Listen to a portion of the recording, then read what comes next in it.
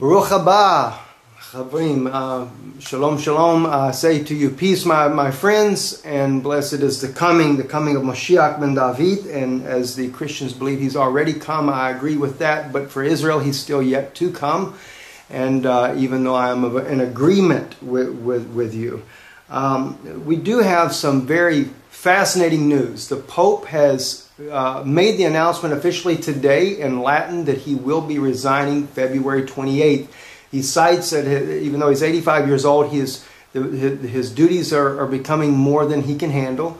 And but I believe that there's far more to this than what meets the eye. It's kind of interesting. His resignation for February 28th is right after the agreement that Israel has made to allow a seat for the Pope at King David's tomb, an article that was published on February 1st in WFJPHA, a good friend, a sister that reported that back on February 4th on her YouTube videos that brought that to my attention. God bless her for doing that. But it does say an historic agreement has been drafted between Israel and the Vatican. The Israeli authorities have granted the Pope an official seat in the room where the Last Supper is believed to have been taken place on Mount Zion in Jerusalem, and where David and Solomon, Jewish kings of Judea, are considered by some researchers to also be buried. It is a culmination of a long campaign by the Catholic Church to regain religious stewardship over the place where Jesus is supposed to have broken bread and drunk wine with his disciples on the eve of his crucifixion. This enormous issue pushed through without any public debate. I won't go into the whole story. You can look that up on Arut Shiva's website. The article again is entitled "Exclusive Seat for the Pope at King David's Tomb." Now, what does this mean though as far as the Pope resigning? It is a serious event. Prophecies that were made hundreds of years ago about the number of popes that would be, and from what the prophecies were made, there was only one more to come based on the number of popes that they've had thus far. Is that going to fulfill? Well, it's hard to say, but I guess we'll find out soon enough.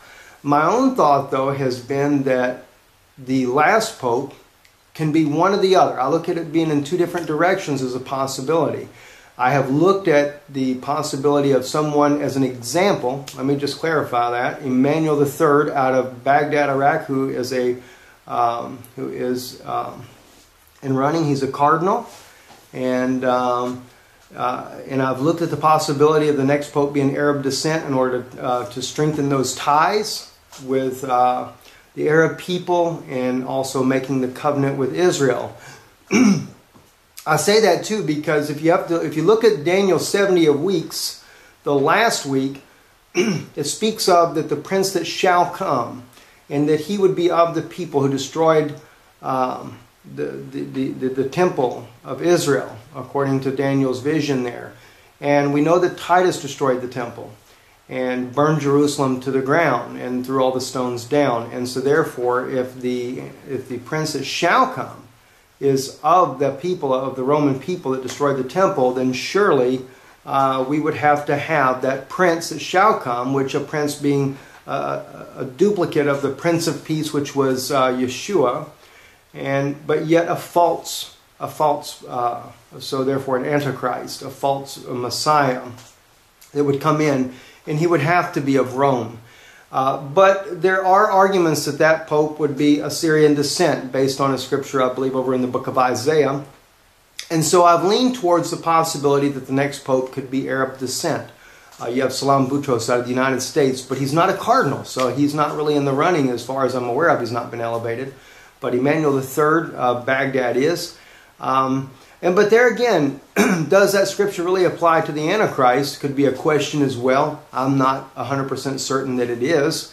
So where would a pope possibly come from? I also look at the possibility of the United States. And the reason I would say the United States is because the little beast in the Christian Bible in Revelation that rises up out of the earth and has two horns like a lamb, gives all of his power over into the first beast. And so therefore, I have wondered, could that be representation that there is a pope that rises up out of the United States that politically and with the United States puts the pressure on the United States in order to give over our military power to the United Nations, which the Vatican does control the United Nations. We may not realize that, but they do. And there again we have the Vatican that has made publicly that they want to control world finances. They want to go to a one world economy, and they want to be the head of that bank, that banking system. So we're all moving into those directions there. And of course I read to you the article here out of WFJPHA about the Vatican and Israel coming to an agreement to allow the Pope a seat in the upper room there, which is right there on the very grounds of King David's tomb. Historical precedent there that took place. And it reminds me of the scripture how in the Christian Bible, for my Jewish brethren, in the Christian Bible it says that John says in Revelation 11, they give him a reed, the angel gave him a reed like unto a rod, said, measure the temple, measure the altar, but leave out the outer court, for it's given to the Gentiles, and they shall tread the holy city underfoot for 42 months. Now originally I used to think that that was the Palestinians getting their state in Jerusalem, becoming their capital. And in part, I am right in that, and not that I don't mind taking correction, God knows that, but I actually realized too I was wrong on that, because it's really the Vatican getting control of Jerusalem, and they are pushing for control of all the holy sites in there. And but when you go back though, how does the Palestinians play into this? We find in Daniel, I believe it's chapter 10, I'm just citing these off by memory for you so you can just go back and double check this, is the prince that shall come. Daniel's elaborating more on him and how he said he will come up strong with a small people. That's the Palestinians. So the Palestinians do play a part in this, but the real Gentile that treads down the holy city for 42 months is going to be Rome. It's going to be the Vatican. My Jewish brethren, we do realize we wanted to be delivered from the Romans back during the time when Jesus was on earth. And the Jewish brothers of ours that did believe that Jesus was Messiah expected him to deliver us and peace would set in. Such as Rabbi Mizrahi argues as well, that when Messiah would come, all this peace would set in. But we fail to realize the Psalm of David in the 22nd Psalm. We fail to realize the other scriptures that Messiah had to come and die. Daniel even brings it out that he would be cut off in the midst of the week. The Talmud, the sages wrote that Messiah should come before the destruction of the second temple. And so therefore when the second temple was destroyed, we didn't think that the Messiah had come as far as our own people. And so therefore we brushed Jesus off as being nothing. What's happening though? History has got to repeat itself. Moshiach ben David has still yet to come to the house of Israel. So the house of Israel had to be home. And therefore also we see the house of Judah will be returned and dwell in peace and as a city without walls, which we dwell in Israel as a city without walls now. And maybe this is one reason why we don't have a security fence fully built, because the scripture said we would be a city without walls. And just another little thought there to throw into you. But the point being is Rome is pushing for that control of Jerusalem. And in 1993, I made this comment to you guys before as well, Shimon Peres, who is the standing president of Israel, even though Benjamin Netanyahu is the prime minister, Shimon Peres is a figurehead for Israel. Back then when he was prime minister in 1993, was trying to make a covenant with the Vatican, Yasser Arafat as well, in order to bring Jerusalem under United Nations control, to make the city a city for all peoples and all religions, giving the Palestinians a state, letting East Jerusalem become their capital. All these things biblically setting the stage of the events that are going to happen. But yet we still need that right Pope on the scene that will help usher this in. So I don't think that Pope Benedict XVI is really resigning because of health issues or anything else that the news, CNN or NBC or any of these guys, CBS, might speculate on, or Fox News. But the thing is it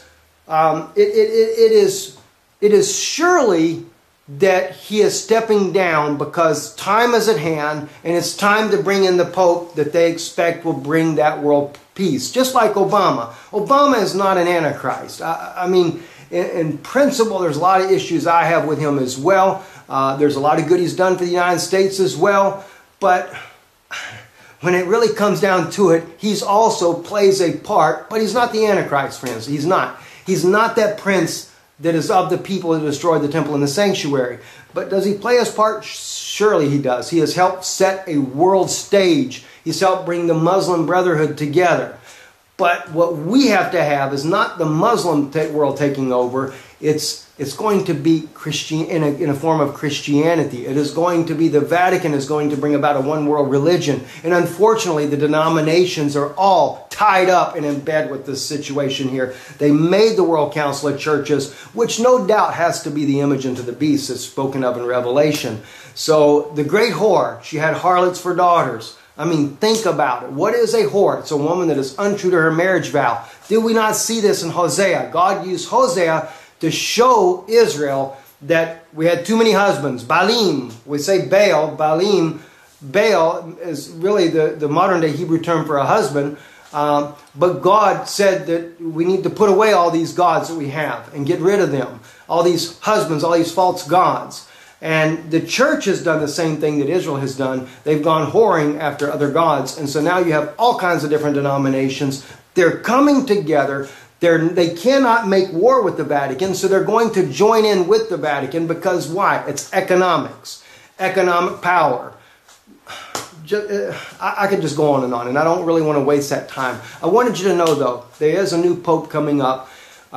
They have set the seat for the Pope there. It's the beginning of it. It's not the 70th week of Daniel starting as of yet. Remember, the 70th week of Daniel will begin when Jerusalem is handed over to where it's under United Nations control, under Palestinian control. However that may play out, the Vatican, Rome will tread the holy city down for 3.5 years according to Daniel's prophecy.